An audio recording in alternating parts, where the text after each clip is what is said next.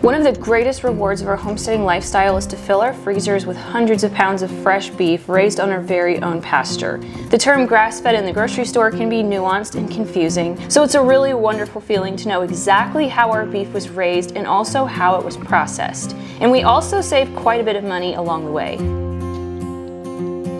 I've been cooking grass-fed meat for over 12 years now, and I've learned a lot of tricks along the way. Today we're going to be going over how much it costs to raise our own beef, how much space it takes to store a whole beef, our favorite cuts, how we cook up our beef, and even how to render beef tallow.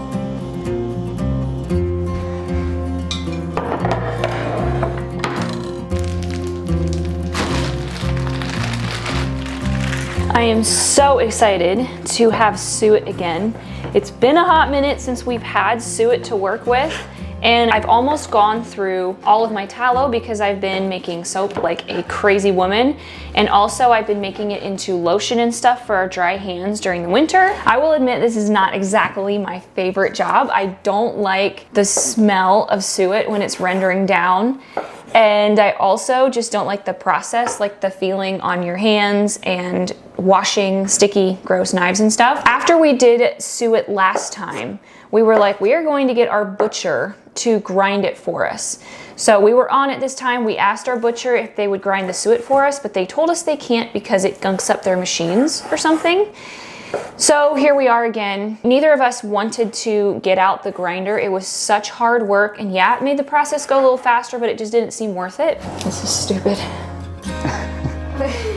And so I am just going to cut it into chunks. If it ends up taking too long, I'm going to do what Bumblebee Apothecary says to do. She lets the suet cook for a couple hours, and then she takes her stick blender in and makes it into like a soup, and it like almost makes me gag just to talk about it. But if it just won't melt down, I'll do that. I mean, these pieces are pretty small. I can't imagine that it's just not gonna cook down. This is my sharpest knife, and I just sharpened it. It's very, very sharp, but it still just kind of struggles to cut through some of the, I don't exactly know what it is. Membranes, yeah. I like for all of my tallow, even the stuff I use for cooking, I really like for it to be as white and flavorless and odorless as possible. I don't like the smell of tallow. So I'm gonna be doing the wet method today. I'm gonna be putting salt water in with this suet, and it just draws out impurities, and then I'm gonna melt it twice, scraping off impurities after each time. I might have to do it a third time. I shouldn't have to. This is pretty pure suet. This is from around the kidneys. If you're rendering tallow, say from a roast beef or something, that is not going to be clean. And so it's gonna take a lot more purifying and cleansing to get it white and odorless. Tallow is pretty trendy right now. It's becoming more and more popular to the point that stores like Costco are selling it in bulk for very reasonable prices, and I guess there's part of me that wonders how trustworthy all of the tallow is. I'm not gonna go there. Like, if you wanna make soap and stuff like that with tallow from the grocery store, absolutely do. I think it's still a good product. But if you are wanting to make sure that you have really high quality tallow, you can go to butcher shops and buy suet that's not rendered yet. So in bags like this, you can buy it. There's a lot of people who get their animals processed and don't actually want the suet. They don't know what to do with it. So the butcher shops will keep it and sell it to customers.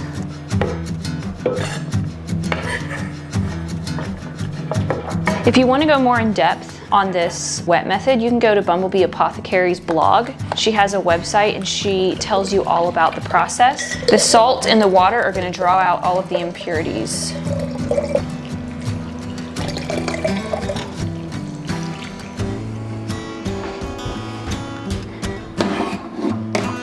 I'm going to set this crock pot on probably high, and I'm going to set it outside on the porch with a towel over top. It is pretty cold outside today, but I think with a towel over the lid like this, it should be fine. I think the heat should stay in fine. I just don't really feel like smelling this all day.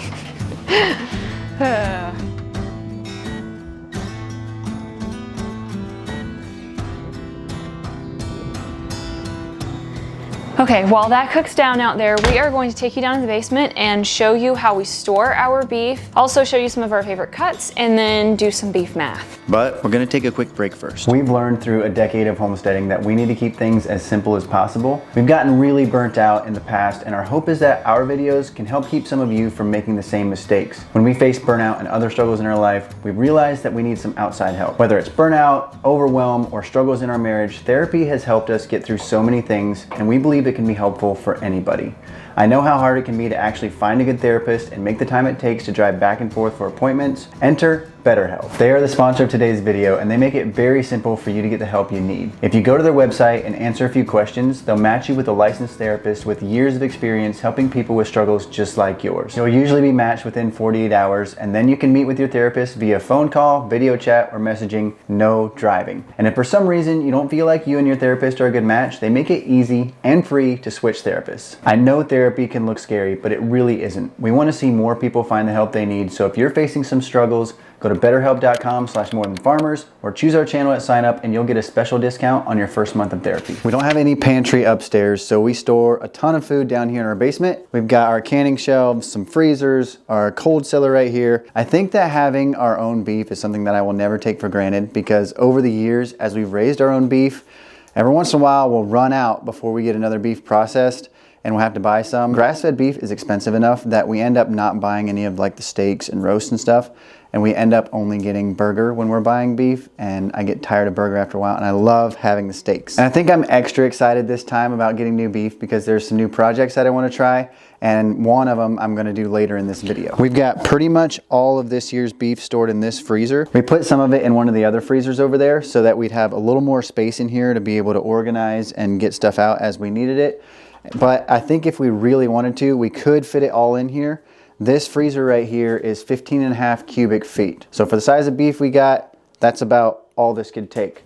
We've got a 17 cubic foot freezer over there that we use for our vegetables and stuff that I think would definitely fit this whole beef. Michelle is going to talk about the different cuts that we got and what she likes, but I'm going to go over some beef math. I put out a post asking what you guys want to see, and so many of you wanted to see beef math. And I will have to preface this by saying this might not all be exact and perfect and everything, but this is some pretty good numbers here. So I'm gonna go over it really fast, and then I'll put it in the description of the video also so that you can read it. First of all, getting the steer, it would have definitely been more economical if we would have gotten a small calf and raised it, but we did not do that, and we bought a steer about halfway raised, and we paid $1,600 for him. We had him for part of a winter, and so we had to buy hay, and that hay cost us about $550. It made a little bit of a difference this year because we had a drought, had to start feeding hay sooner. A lot of that's gonna depend on the price of hay in your area and how long you're gonna be feeding hay. Then I also did get some sweet feed. I wanted to keep him tame while he was here and gave him a little bit of feed every day. And I spent about $50 on that.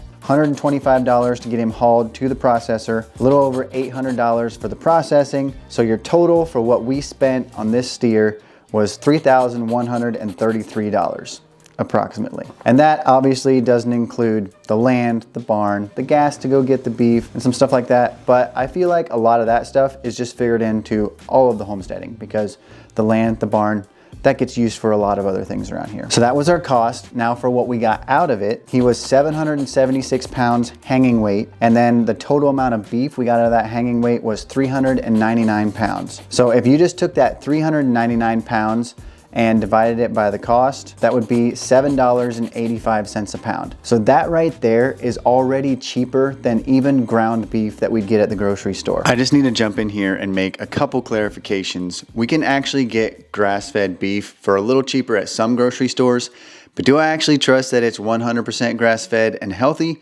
Not really. So we've been getting grass-fed beef from somebody local that we actually trust that's costing a little more, so that's what I was going off of. Also, even though I can show you that we are saving money, that $3,100 does still sound a little high, and it is. Buying a young calf would have brought that initial cost down. That was poor planning on my part, and I spent more money on hay this year than I figured I would because of the drought, and also the guy that I usually get round bales from randomly didn't have enough for me to get, so I ended up buying more expensive square bales, so that put the price up some too. We got 236 pounds of ground beef, and we got 163 pounds of cuts that would be like roast and steak. The ground beef we'd normally pay $9 a pound, which would come out to $2,124. The cuts, it was hard to find exactly what that would have cost. I would have had to like see exactly how many of each cuts we had, go look at all the prices and everything. But about the average of what I could find for steaks and stuff from a grocery store, grass-fed, was about $17 a pound. And so that would have come out to $2,771. Total for that, $4,895. That also doesn't include that we got the heart, liver, and suet and some stuff like that. So going from about $3,100 to $4,900, that's a savings of about $1,800, which is pretty substantial. One thing that comes up when we talk about the cost of our vegetables and our meat and stuff is running the freezers. That is a cost, but I also feel like going to the grocery store is a cost. Every time you go to the grocery store, you're paying money for gas, for your time, and you usually buy extra stuff. So we're also saving money by having our grocery store right here in our own house. A lot of you were also wondering how long this lasts us. Getting a whole beef, 399 pounds. We'll have to see how long that lasts us, but I can tell you about how long the last one lasted us. I don't remember exactly how many pounds of actual meat we got from our last beef, but I know the hanging weight was about 600 pounds. So 600 pounds compared to 776 pounds that this one was. Our last one lasted us about 11 months. So I think this one will probably last us a little over a year. The porch is slippery. There's like freezing rain out here. And I will admit, I completely forgot about this tallow out here. Oh, it's looking pretty good. Oh! That stinks. I mean, that's taking considerably longer to melt down. So cold out here. Oh.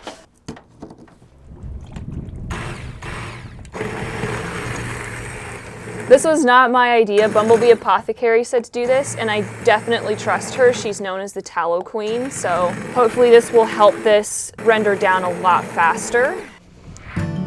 Ah!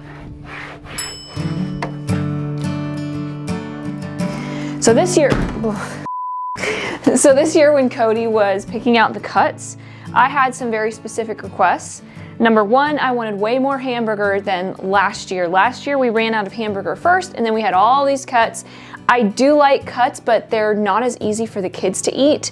My 4-year-old has a really hard time with steak. Even some of the others have a difficulty with steak, and I also don't enjoy cooking up steak very much. It like makes the whole house smoky and greasy. We eat hamburger almost every morning for breakfast. Instead of having those big roasts that are just meat, like they don't have any bone in them, those are often drier and tougher, and I don't like them as much, and so I had them make those roasts into hamburger. I think probably my all-time favorite cut is the beef chuck blade roast. These are so tender and juicy, and it makes for a really, really fast meal. I'll just sear it, put it in the bottom of a pan with potatoes and carrots and onions over top, stick it in the oven for like 3 or 4 hours, and you have a meal with very, very little prep. I also really, really love the beef shank cross cuts. These are basically the same thing except they're round. They're very tender and juicy, and they just like fall apart if you cook them right. Definitely my favorite steaks are the sirloin steaks. Oh my goodness, anything with loin, sirloin, loin, anything like that is like tender and delicious. Cody did, without my consent this time, have them make the steaks like way thicker, which is probably fine. I just will only have to get one steak out instead of, you know, more than one. But I kind of have to relearn like the times, like for how long to sear them and stuff. It's all good, but he didn't ask me. We had always gotten them thinner, and that's just all we know, but I read online that it is better to get them thicker if you want them juicy and stuff. And plus, I want to try doing more of the steaks this time, so I guess both of us will learn. And yes, I should have asked her first. If you are at all intimidated with cooking grass-fed meat versus non-grass-fed meat, no worries. I've been cooking grass-fed meat for over a decade, for 12 years, and I've learned a lot of tips and tricks, and I can't wait to share those with you later on in the video. Just started drizzling rain out here. It is not the nicest weather to be doing this at all, but we need to get done, so we're gonna do it. This here is one of the reasons that I'm really excited for the fresh beef that we got. A grill company reached out to us to see if we'd be interested in using one of their grills. Full disclosure, we are not sponsored by them. They can't tell me what to say or anything like that, but they did send this to us. Michelle and I are each going to make a steak. Michelle in a little bit is going to show you how she seasons them and gets them ready to cook. And she's going to do one inside. I'm going to do one out here on the grill, and we are going to see how they compare in taste to each other. And I think it's going to be a lot of fun. Today I'm just gonna be grilling the steak, but what I'm most excited about using this thing for is smoking. I've never done much of any grilling or smoking. I've never done any smoking and hardly ever any grilling at all before. I've never been one to be really into it. I just thought it was kind of a lot of extra work to do food. I think I've actually probably only grilled about 2 times in the time that we've been married, and that was a long time ago too. But I did grill a steak on here yesterday that turned out really good. I got it a little too tough, so I think I left it on too long, but the flavor was incredible. So at this point, I can't say a lot for how this grill is gonna work out, but from what I can see, it's very high quality and looks really good. So far, I like it. I've got my charcoal on a little pile down here to get started. That's something that I'm gonna have to get good at, is getting the charcoal actually started well. I need to just get some fire starters or make my own. But then I'm gonna have to come out here after a little bit and spread it out. Then we wanna get this temp up to somewhere in the 500-degree range or so, and then we can cook our steaks. One thing that I'm really excited about with this is just the fact that it is an off-grid way to cook something. So if the power was out or something, it might not be the most fun to come out here in nasty weather, but this will work as an off-grid cooker, and I think that's really cool. The other thing that's really cool about this one, and it's this grill specifically from Sapphire, is this is a wood chip feeder thing.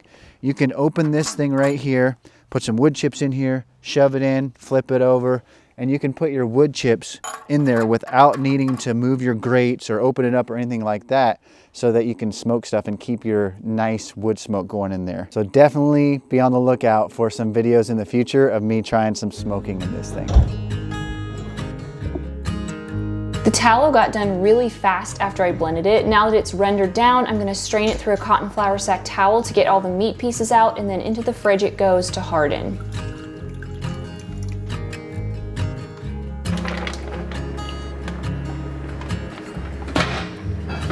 It looks like a fish. Like there's the eye and there's like the mean mouth. Ooh, you can see like how tender that's gonna be. We've got a flat bone sirloin steak here. These are some of my very favorite steaks.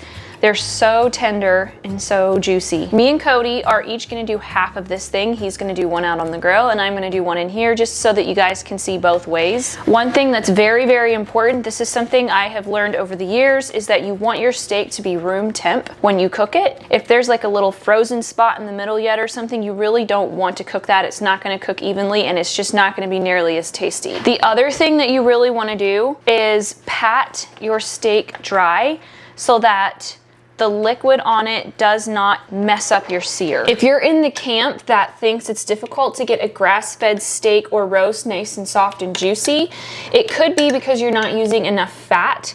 Grass-fed meats can tend to be leaner, not across the board, but they can tend to be leaner.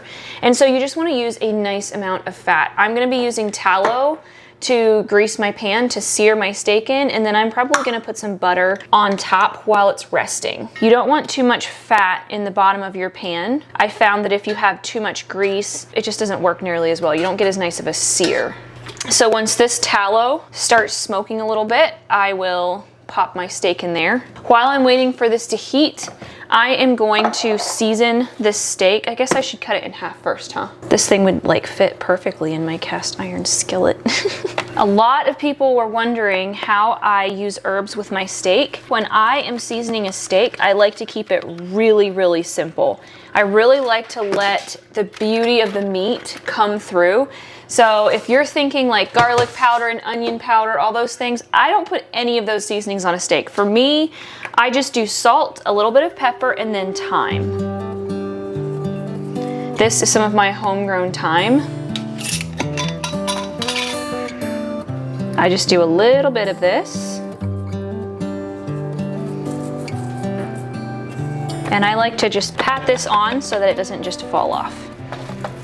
And you're gonna flip your steak over and do the same on the other side. Oops. You can be pretty generous with the salt because it's not gonna sink in very well. So you want that sear to be really nice and salty.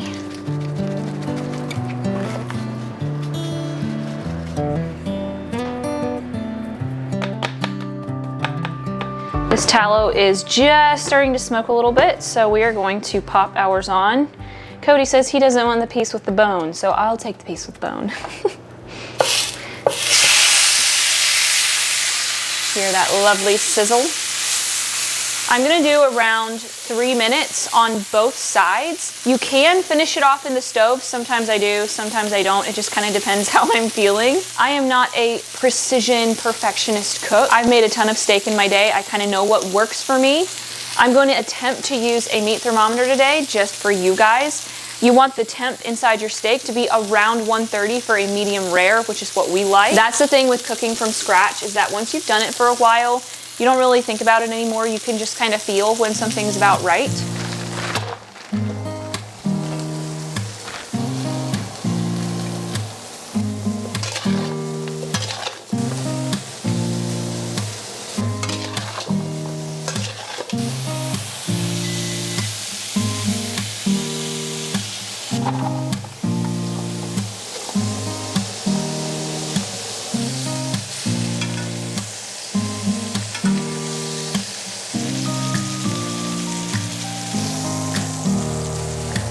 Something very, very important is that you let your steak rest. I like to let mine rest for at least 10 to 15 minutes after they're out of the pan.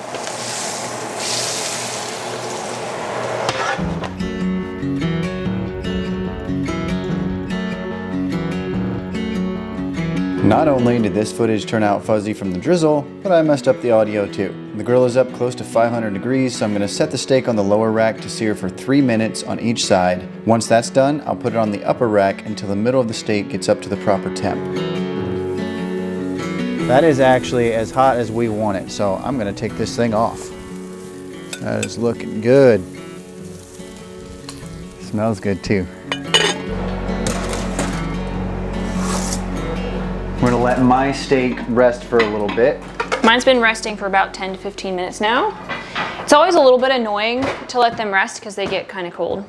That's okay. Looking nice and juicy. I usually have to cut mine up for the kids. They can eat it a lot better when it's in strips. That's perfect. Very good. My steak still needs to rest a little bit more, but I want to tell you something that pairs really well with this. The mead that I made. I found that the mead that I made pairs well with about pretty much anything. This last batch that I made turned out really, really well. See how nice and clear that is? I don't know if you can see it in the camera. But this time I did a second racking, I think it is. So instead of just taking it out of the original jug into the bottles, I put it into a second jug and then into the bottles, and it turned out really good, and it tastes awesome. Looks really good, not quite as rare maybe as I would want it to be. Oh, no, no, no. I don't think you want it more rare than that. I think I'm a grilling dad now.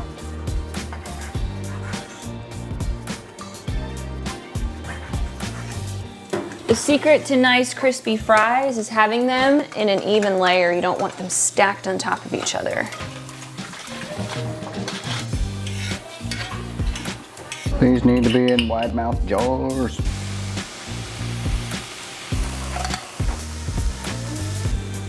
We still need to finish the tallow, but I'm gonna finish eating first. I do think that having our own beef is one of the most luxurious things about homesteading. Definitely. But when you look at this entire meal, it gives an even bigger sense of accomplishment. We grew these potatoes, we grew these green beans, we raised the steer for the steak, we grew the tomatoes to make the barbecue sauce, and we even made this meat.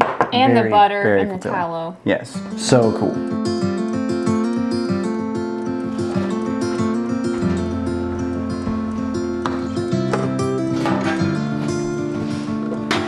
I put this tallow in a flat pan last night so that it would actually cool and harden a little bit faster than in a deep bowl. And now I'm going to flip it out and see how it looks. Ooh, that looks really good. Very clean.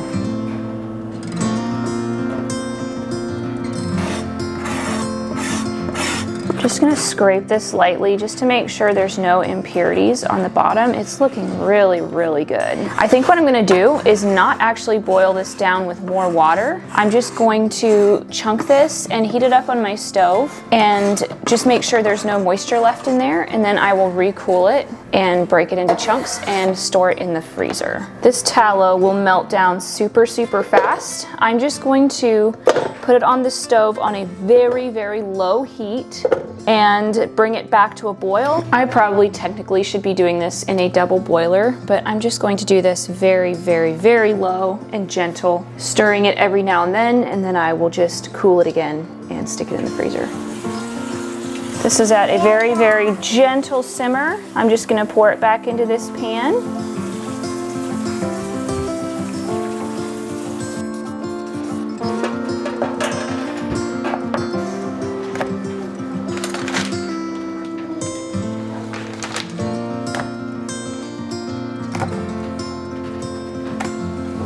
I am going to store this beautiful tallow in the freezer now, and I will get it out when I am ready to make soap or body butter or cook with it. You can watch this video right here to see me making soap with tallow.